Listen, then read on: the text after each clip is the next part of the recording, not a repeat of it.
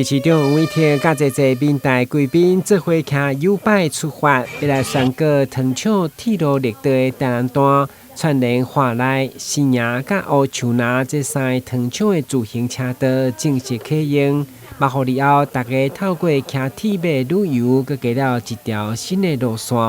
根据交通局表示，全长16.8公里的自行车道，经过10天分期，才一步一步完成，相当无简单。所以市长嘛希望大家借此来体验制糖产业文化。感谢台糖的土地的提供，感谢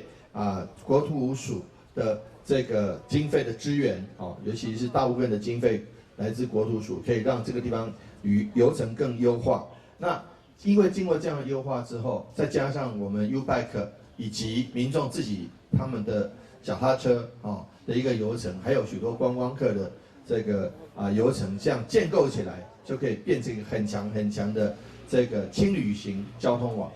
市府表示，游客当利用代替伫新营火车站落车，骑 U-Bike 得当坐糖厂铁路沿线。接线伫新营糖厂中心站附近规行U-Bike，佮再回到车站转坐胜利号5分车，卖当体验无共风情的旅程。台湾新闻军事采访报道。